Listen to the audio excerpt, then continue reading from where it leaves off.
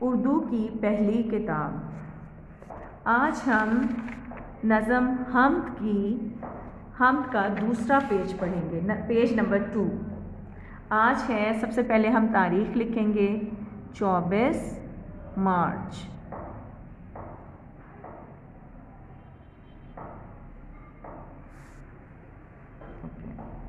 اس بات کی توفیق دے کرتا رہوں سب کا بھلا، ہر ایک کی خدمت کروں، ہر ایک کے کام آؤں سدا۔ نیکی کا ہے جو راستہ، وہ راستہ مجھ کو دکھا، میرے خدا سن لے دعا، سن لے دعا۔ اچھا، یہ جو پوئم ہے نا، یہ نظم جو لکھی ہے وہ ہے اسحاق جلال پوری نے۔ یہ انہوں نے دعا کی ہے اللہ تعالیٰ سے کہ اللہ تعالیٰ یہ جو سب سے پہلے آپ ڈیفیکلٹ ورڈز کو انڈر لائن کریں، پھر میں آپ کو بتاتا توفیق، خدمت، صدا، نیکی اور بھلا۔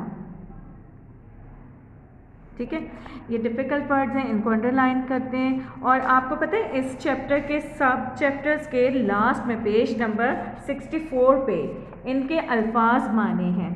جتنے بھی مشکل الفاظ ہیں ادھر ان کے الفاظ کے میننگ لکھے ہوئے ہیں، جیسے توفیق ہمت طاقت، صدا ہمیشہ، نیکی اچھا کام، بھلا اچھا، خدمت مدد۔ یہ پیج نمبر 64 پہ اس کے سب کے میننگز لکھے ہوئے ہیں۔ اس کی آپ نے پریکٹس کرنی ہے 5 ٹائمز۔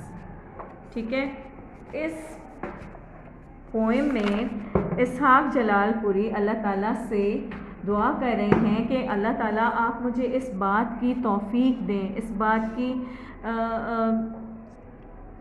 کی صلاحیت دیں کہ میں ہمیشہ سب کا بھلا کروں، تمام انسانوں کے کام آؤں، میری طرف سے کسی کو کوئی تکلیف نہ پہنچے، میں ان کے لیے اچھائی کرتا جاؤں اور ان کی خدمت کروں، مدد کروں، اور ہر ایک کے کام آؤں سدا، یعنی ہمیشہ ہر ایک کے کام آؤں۔ نیکی یعنی اچھائی کا جو راستہ ہے وہ آپ مجھے دکھائیں، اور تاکہ میں آپ کو خوش کر سکوں۔ ظاہر ہے جتنی نیکیاں ہم کرتے ہیں اللہ تعالیٰ ہم سے پھر خوش ہوتے ہیں نا، تو نیکی کا جو راستہ ہے وہ راستہ مجھ کو دکھائیں، اور میرے خدا سن لے دعا۔